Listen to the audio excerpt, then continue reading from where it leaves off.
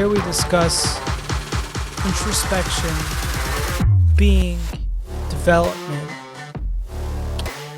and all the good stuff. Let's talk about current events and our view of current events and the religion of the West.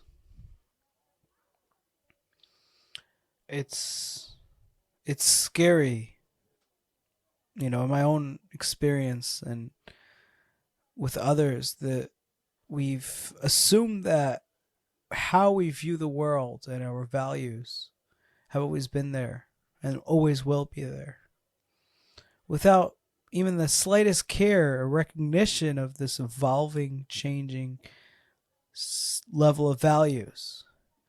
And what's even more amazing is that we hold this deep sacredness for the current values as if only 50 years ago we had different values that we held sacred, and that in another 50 years we will have values different than this that we will hold sacred.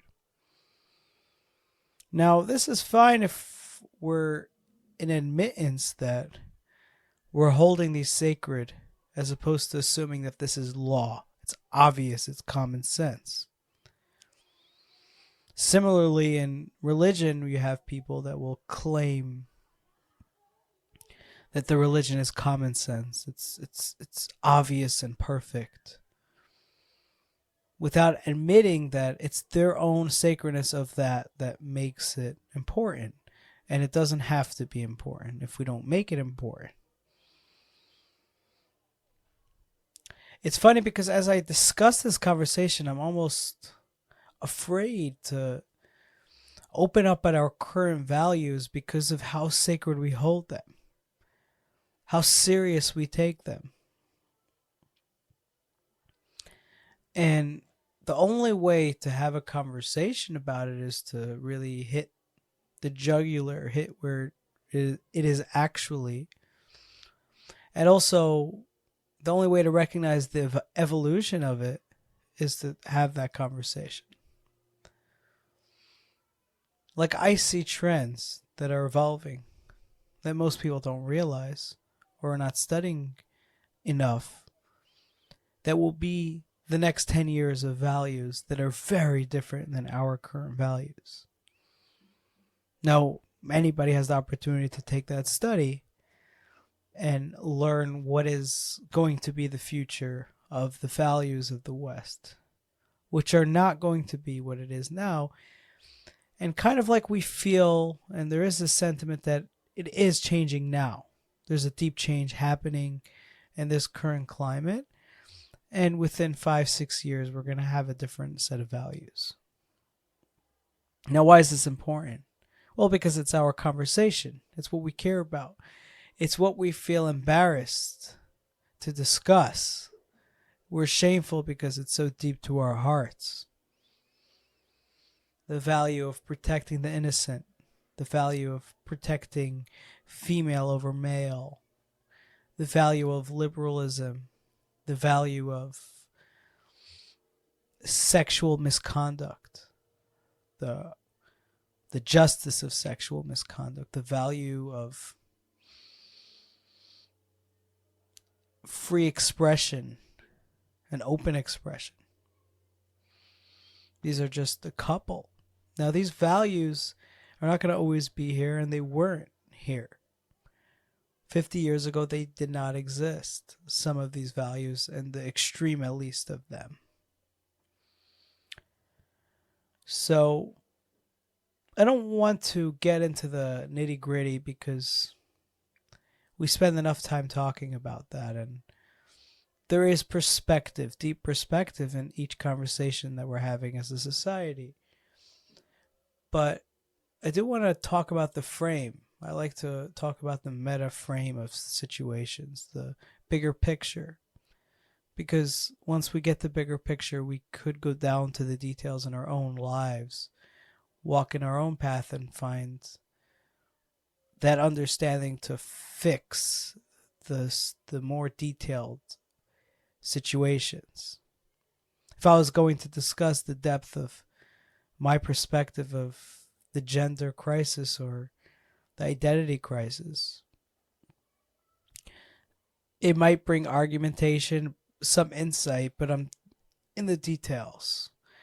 And it might not speak to the bigger picture of what's contributing to it. And maybe there'll be insight in the specific of gender questions or identity questions, but we won't have the deeper narrative that will speak to all the avenues of this problem. Meaning, there's a halo above us, questing us to resolve the situation in a proper manner. And if we get jogged down by the details, then we won't get to the true development of this halo. Okay. So what's the bigger picture? What's contributing to this? Well, first, understanding that this is a value system, a Western value system that evolved from other value systems in the West and other societies, and that although it's held to be extreme sacredness to the point of justice and really strong reforms, it is moving on a continuum, and it won't always be here. And we don't always need to oblige by it. Although there's a certain respect that we need to have, because the society has a respect for something, because we are a part of society. But we're not obliged by it from with tooth and nail. That's what I'm saying. We're not embedded to it, and we could separate when we need to and come back to it when we need to. It's a Bible, right? And we could access it to develop ourselves, and we could distance ourselves to focus on whatever else we want to focus on. But that separation, not deep separation, but that necessary separation between the fact that this is only values that are sacred in the Western hemisphere, but are not fundamental laws of the best humanity possible. They're deeply flawed, like all ideas, and they have virtue, like most ideas. Well, like all ideas too, but there's more flaws to propositions than virtue, because proposition itself is a flaw. And that's another discussion. Proposition is a flaw because what is true doesn't need to be propositionalized. It is just true. The fact that we're propositionalizing distance our subtle heart, our sensitivity to intellectual formulation, and it takes us out of the human interface and brings us into the robotic experience. So yeah, but that's a side note. Back to the discussion at hand of framing these values to be frames. The most important thing is to recognize that something is not you, but something you are bounding yourself to, bowing down to, and sacrificing to. Now automatically we see it's clear as day that this is not the general trend of our society. If anything, we've come to over-sacredize these things. We've come to make it too holy. How do we know? Because there's no room for conversation in it. It's divine. We can't talk about it. You see it, if you study, you can see that trend, but that is not my reproach, and that's many others, and I think that's a distraction from the good conversation that we could have about what we're willing to have a conversation about. It's like you could criticize your friend for not wanting to talk about something, but wouldn't you rather find the conversation that you would want to talk about that is related to the thing that you actually want to talk about that they're not willing to have? Now that we know it's a frame, it's something that we're attaching ourselves to. What is the detachment of that? Because it's necessary for us to detach from those values in order to have a conversation about those values in a third person perspective that enables us to develop those ideas. Meaning, if it's who we are, then we can't discuss it. It's not available for discourse. But once we recognize that it's one step away from us, it's us bounding to that ideal, then there's room for conversation. Now, let's not go to the opposite extreme, and this is so important. There's deep virtue in liberalism. Now, because there's a lack of conversation, because it's become too sacred, the views, and there's reasons why it became too sacred, and some broken psychology, and some, because there is deep ideals there. There's reason to say it's holier than thou. There's room for that. But the opposite extreme is even more dangerous, and I argue this over and over. The danger is not liberalism as much as we see it as a danger, because it's so strong and deep, and it's like a locomotive to our worldview, to everything we're doing, to history. It's redacting the entire frame that we've had till now. But the opposite extreme of saying, okay, they're over sacredizing, there's nothing there, they're stuck in a bliss of nothingness. And now we're going to go to the opposite extreme and say, no, we're going to create a frame that is based on everything opposite of that. They're saying that, we're going to protect the female, let's protect the male.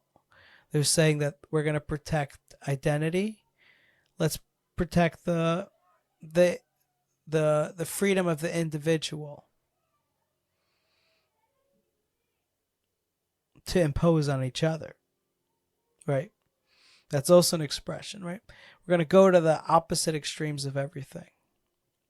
But what will result is that, and this is the problem of war. This is nothing new. The problem of war is that the enemy strikes, right? Takes the first strike for whatever reason, whatever the motive is. Now, your defense is based on that strike. It's not because you have a deep reason to strike your enemy, but rather because you're bound to the sentiment of that strike of your enemy that you're fighting. So your whole energy is based on your connection to your enemy. And I'll give you a thorough example.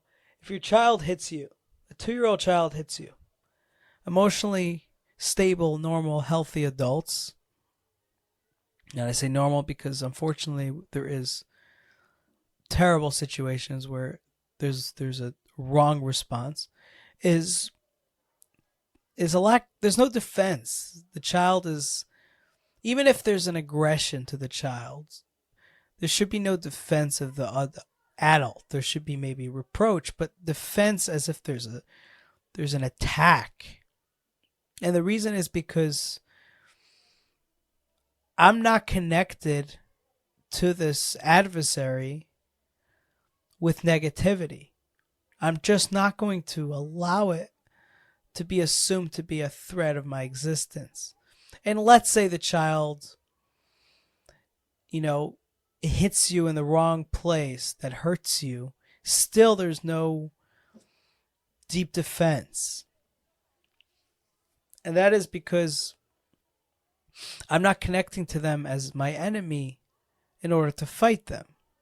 But the second someone knocks into your existence, an adult, a functional, healthy adult, and gives you that same hit with that same thrust, there is a deep defense going on. One, because your life could be more threatened, but also because you're connecting to them deeply. You don't connect to your child as an adult. You don't connect to your child with a deep developed sense of intellect. You're connecting to a small component of yourself into the child. Therefore, you'll you'll play with the child very differently than you'll interact with society, because you're not accessing the full you in dealing with your child, because you're different than your child, and it's clear, it's obvious that they're not developed. The same thing with an adult who's emotionally unstable, right? You're not dealing with yourself when you're dealing with them. You're dealing with something that's different than you, that's understandably different than you, that will never turn into an enemy because of their deep dysfunction that's not comparable to you. Now notice, two unhealthy, broken emotional adults that get into a fight will be deeply adversarial, and there will be an enemy like response, because for them they're the same. They see themselves the same. That's why a key tell to somebody that's deeply emotionally broken is how they respond to people that are unstable. If they respond as if they're stable, then you know that they're unstable too, because they're seeing their own image in the other person. So it's like a proverb, the smart man who answers the fool is a fool too, right? Because he sees himself in the fool needing response. But now, if an adult that's healthy, assumed to be healthy and like you, the idea is that it's like you. Remember, it's nothing to do with being healthy. It's like you, meaning if you're not healthy, then you will see that in unhealthy people. But if it's like you, then already they're the enemy. It's not the threat on your life, because someone who's broken as a person can do as much damage, if not worse, than someone who's healthy. Now, you could say that someone with true available logic can do way more harm. You need smart Nazis to do what they did. You don't need if only they were fools, right? But I don't think that's the emotional response that's happening. What's happening is that the likeness of you is fighting. Meaning it's you. You see yourself in them that's fighting you. Now you're responding to that. So your energy is only coming from them. Now, notice the second they go vulnerable to you, let's say they strike you, and then you're fighting, they'd be like, oh, I'm just having a rough day, right? They open up. It's very difficult to continue that, because they've broken that energy of adversarialness towards you, even if they incumbent harm on you.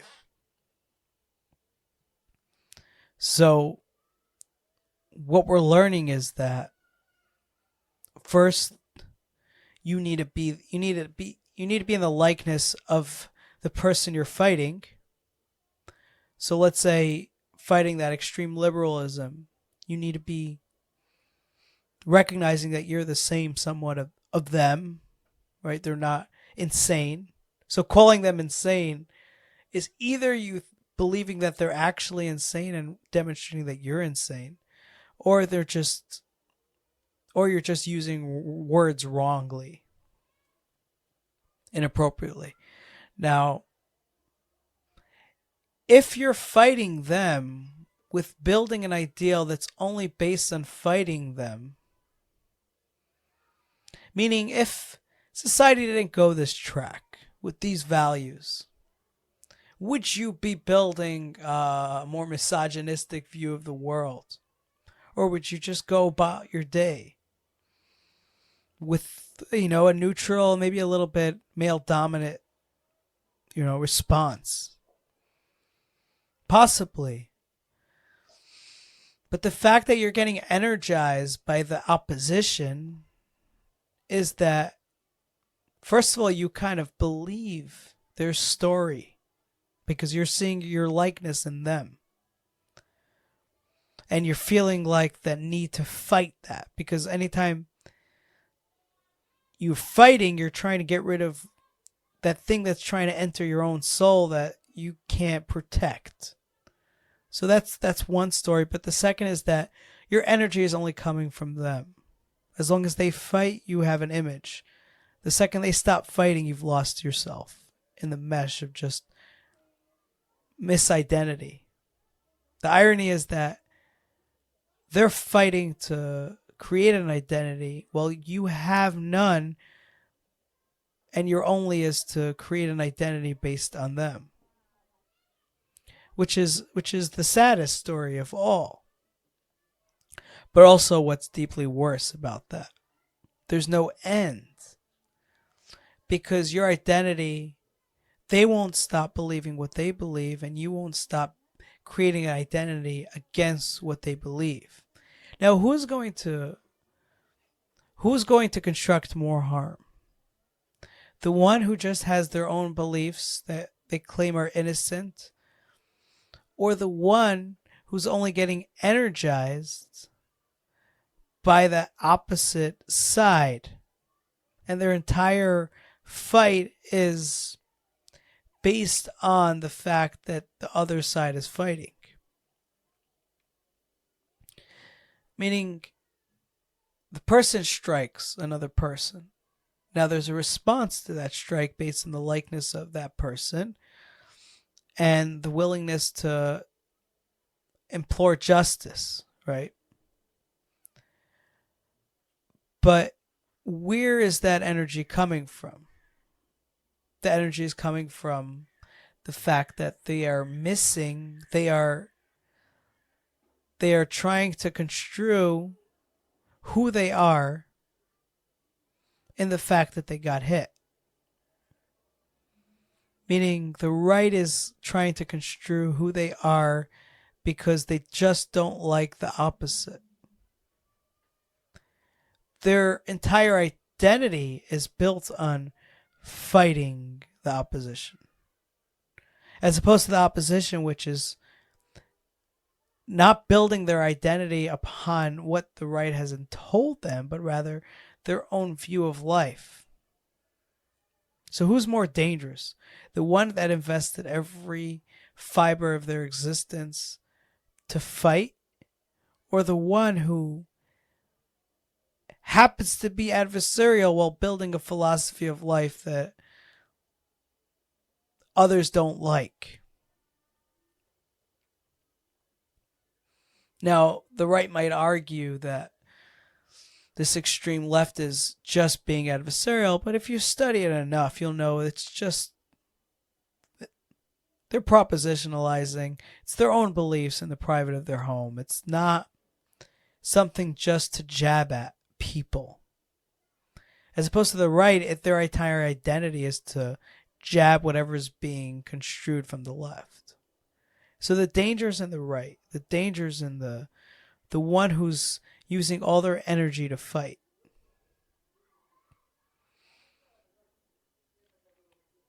And I keep saying this, and this is so important because we're not realizing this. I don't think anybody on the right realizes that they are going to be more dangerous. I'm talking about physical, violent danger than the right, than the left, the extreme left, because their entire identity is based on fighting this. They have nothing in them other than that. It's very similar. I don't want to compare it to the Nazis because we're not dealing with that. It's a different animal, but the Nazis had nothing of their own. Their identity was based on the hatred of others. It wasn't a philosophy that was developed in college and university. It wasn't an academic understanding of society and a propositional philosophy. It was none of that. It was building upon what they don't like about others. They were using the energy of others.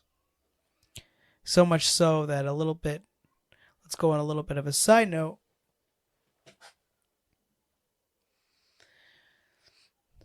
They were using the energy of the Jews to kill.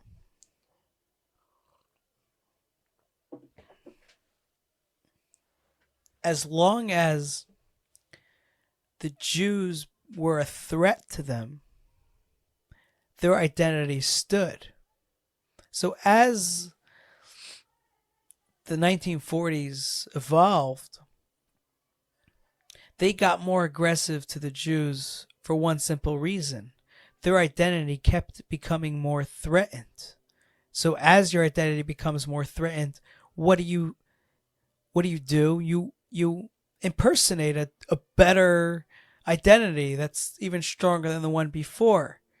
So obviously the task at hand is to kill more Jews more methodically at whatever cost. This is why at the end of the war, even as they're at the gates of hell, they're still killing Jews even more than what they were doing in the beginning, because they're obsessed now with their identity. And now it's clearly being threatened, it's clearly being toppled. And what was needed was just to kill more Jews to define them, because once they stop hating or killing the Jew, they have nothing left of who they are. Which is a scary concept, and I'll tell you why. Who's energizing them? The Jews. The Jews are giving them the energy. The Jews are dictating their entire identity. So, of course, they're going to feel shameful in front of them, because that's who they are. Of course, they're going to want to hit more and beat more, because that's all they got to their life. That's all their existence is. But what's interesting and what's truly sad is that all that was needed to be done in order to stop this was the one controlling their identity, the Jew. Now, what could have the Jew done, being in a position of a deep underdog?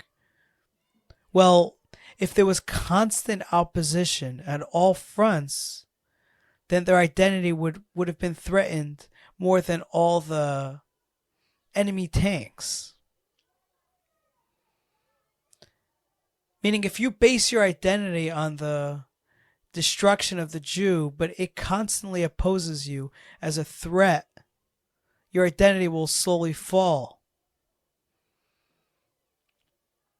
So what if there was enough uprising at a constant basis at all fronts, their identity would have started to fail automatically. You didn't need manpower, and you didn't need warlike activity.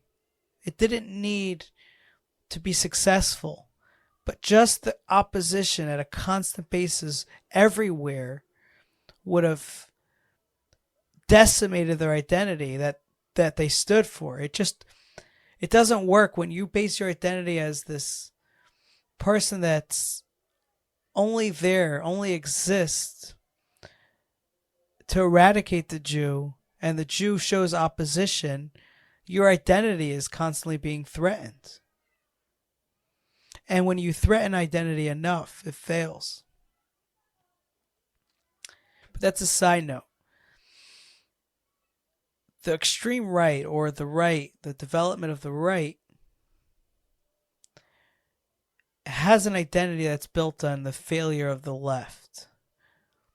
So they will stop at nothing to find failure, and stop at nothing to eradicate that, because they don't have anything to propositionalize for themselves. They are the empty basket, and they have no other identity. And that's why you see a rise in anti-Semitism in the right. And I think we caught a quick glimpse of this. And this is a start of something way worse. Anybody not attuned is just... Anybody who doesn't want to be honest about it. Kanye West opened up a little bit about his inner motives, inner ideas. And a lot of the right, even the neutral right, allowed some freedom of expression there. The truth is that their entire identity is based on fighting that left of freedom of speech, which will be, let's hate and kill whoever we don't like. Why jump? Well, if you really believe, and Candace Owen really showed that evolution, and it will continue. If you truly believe freedom of speech, but only because you're fighting, your whole identity is based on another side that's trying to restrict that, you will go to whatever length to allow freedom of speech. Now, as it gets more hateful, it will lead to violence. And what is going to stop the violence? You need another identity that says, well, I don't think violence is good. Well, if your entire identity is to eradicate this opposition, violence is the answer to eradication. What will stop that? And you see this with the right. It's evolving. So the danger is not on the left. It's in the right. Now, is there problems with the propositions of the left?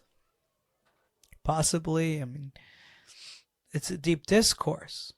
What's interesting is that the conversation that's worth having is the one that is bringing ideas from their own souls. So sitting down with somebody on the left and really opening up and discussing without trying to influence is a good conversation. Sitting with somebody on the right is only there to protect the brokenness of what the left is causing. That's a boring conversation because we're only based on what others are imposing on us. We have nothing of our own. That's a sad conversation. Now, you might argue that there's no healthy dialogue, but there is. It's just not on the terms that you're ready to have. You choose the terms.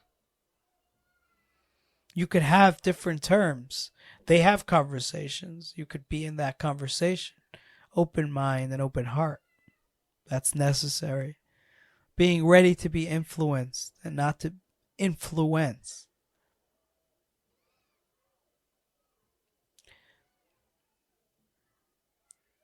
But what's important is to recognize that the ideals are not sacred to the level of lack of conversation, but still enough sacred that we respect the holiness of it. If it's holy for freedom of gender, if that's holy for a society, then we need to make it holy. Not because we find it to be holy, but because they find it to be holy and we're a part of them. And we could talk about it. Now, there's good understandings in that. This is a great conversation to have. Understanding our identity and what composes who we are. There's existential depth in that. Now, there's a chaotic side of imposition on society and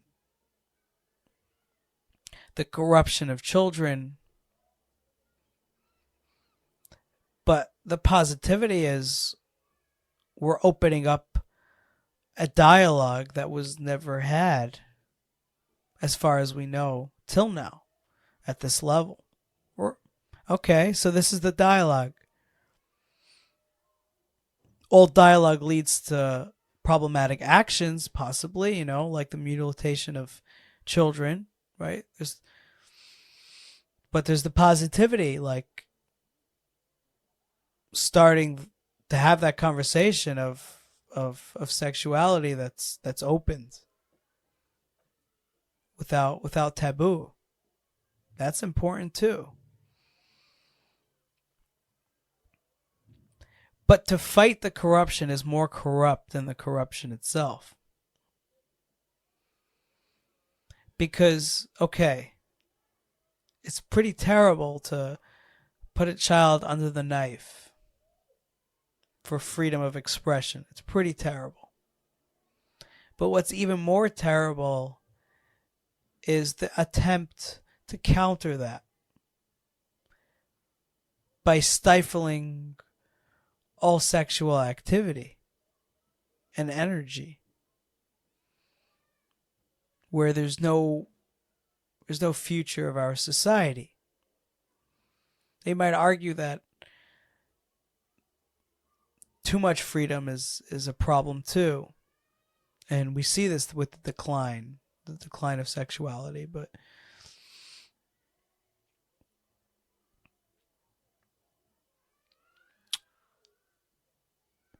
it's not fundamentally wrong. It's just a conversation that's leading to some bad actions. If it was fundamentally wrong, I think there would be admittance of society. Now, you don't combat it with taking on an identity of, okay, I am the person that's fighting this. Because then your energy is them, just as the Nazis' energy is the Jews. And then they control you, just as the Jews controlled the Nazis. And all you have is what they fight for. And you have nothing of your own.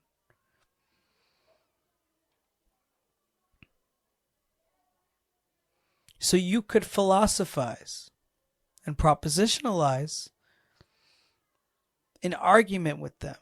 But argumentation has to be a dialogue where you're equally influenced as they are. And the conversation of freedom of expression, even at a 5-year-old child, is a true conversation. Where's the independence of a human being start? That's a great conversation. And there's room on either side. I think we were in the other extreme till now. And we're fixing that. The other extreme of assuming there's no independence till late adulthood. We were obsessed with that. Everybody's a minor. You're 21 and till you're 21 you are nobody in society. You have no freedom of any choice or expression in the important matters that influence you, like alcohol and cigarettes. Important as in the possibility to hurt you or to make you better.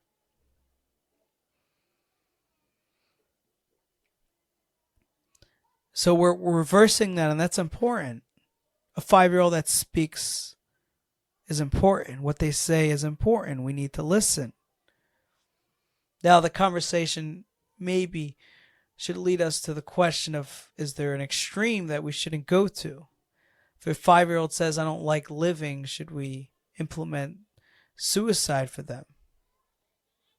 Right? There's a slippery slope here. But that conversation is still a great conversation. When does independence of a human being start? And maybe a 15-year-old who has certain expressions, well, that's okay. And if they feel that putting the knife to their body, that's another conversation. Is the body sacred? Or is the body something that we can manipulate for our benefit? Do we biohack the body? Do we use CRISPR and generate different DNA that will do different things for our body, for our benefit? How do we view the body? That's another conversation. And I think we're reversing the old notion that we shouldn't touch the body and just allow life to be, because we see the success of the longevity of our existence, our lifespan, in putting the knife to the body. But I think there's an extreme here. So do we just continuously just put ourselves in these precarious situations to manipulate longevity of life? At what point do we just accept our fatality? Two conversations that are just amazing to have. Third conversation. What is a man? What is a woman? What are the roles? What are the roles of identity? What is the roles of intimate sexuality? What's the importance of that? Where does that lead? What does it mean to be a feminine person? What does it mean to be a masculine person? Is light greater than the person receiving the light? Is the king greater than the servant? These are great conversations to have. And there's an extreme. There's an extreme like all that matters is the sun. The moon doesn't matter at all. Like that's foolish. Could you imagine a night without the moon? And all that matters is the moon. Well, could you imagine a life without the sun, a day without the sun? And those who argue that there's no sun or moon, there just is. Okay, so everything is just in receiving and giving. We have to admit that there's some sort of influence and being influenced type of experience, right? Someone has to do the dishes. It can't just be no one. Okay, so who does it? Is it the man or the woman? Or is it whatever gender it is? Is it just as it is without definition? Well, there's room for that because we don't name somebody until we name them. So there's a nameless period before we get to name someone. So we do believe that people are nameless and having name. There's something infinite about people that we just don't understand that's complex. So putting it into the box of a man, of that role, or the box of a woman, or any other box, is taking away that infinite experience of just being as they are. Okay, so you could go to the opposite extreme and just put people in boxes. The man does this, the woman does this. That's a tight society. There's no development of expression, of thought. If the man is in role, he's not being fully who they are. They are because there's more than role in them. And so for the woman. These are conversations. They're great conversations to have. And there's, as you notice, there's a possibility of influence on either side. So I just labeled 3 conversations that could be had, that are important. And I'll leave off with the 4th, and that is nature. How do we view nature? We went to the other extreme. Notice that right after World War II, we were at the other extreme of just manipulate nature to our benefit. And we're seeing a rebirth of a relationship of nature. Now, how far do you go? If you're intimate with the animal, then are you going to over sympathize with the animal to the human? Are you going to lock up a human for hurting an animal? Well, then you're hurting the human. Like, so what is human versus animal? And what is nature in general? Why is there different color or different species of nature? And why do you get to propositionalize? Maybe let the animal propositionalize, right? And then we can have that conversation. Or the other extreme, like let's just extract as much as we want from nature. But you don't want to be stuck in a technologically obsessed world where it's just mining for the now. There's an ecology, an experience that we're in relationship with that's deeply beneficial. We feel better when we sit in candlelight versus electricity. Not just because one is being with manipulation and one is done through some sort of natural. Now, what does it mean to be natural? Well, just as nature is. Why do we care about that? Well, we want to protect the future. But is that just what you care about, or that you want to connect to yourself? And you connect to yourself better with candlelight versus electricity. So we're having that conversation. Now you want to go to the extreme and say the climate is more valuable than the human. Okay, you're getting wishy-washy there, where you're going to start killing humans for the climate. Now, what about killing yourself for the climate? And who's the climate serving if it's just as it is? Is it a God that you're serving that exists beyond you? You wouldn't even know the word climate if not for your existence. So you have to have some sort of appreciation for your own existence. So, again, these are great conversations. And notice they're all balancing an opposite extreme. The obsession of no independence for the human being till a late age is bringing us the balance of independence at the earliest age. The obsession of putting people in roles that we had in the Industrial Revolution, putting people in the factory in these roles, that obsession, the man, the woman, forcing that agenda is giving us the opposite extreme of saying there's no roles, or we get to decide the roles and we can move through those roles. The infinite versus the finite. They're all balancing extremes that were wrong too. And might we go to extreme 2? Yeah. Cutting up a child is seemingly morally wrong. So, but that conversation is not. The conversation that led to the cutting up of a child, that's not wrong. And that conversation could be had.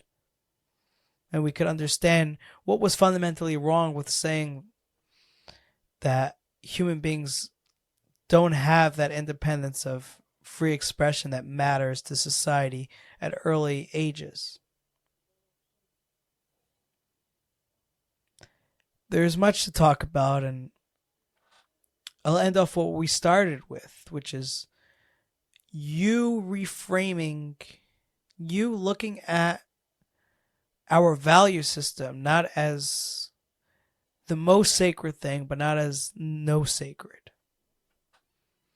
There's a sacredness there. It's not worth bowing down to all day long, but it's worth the conversation. It's worth the dialogue, the influence of each side.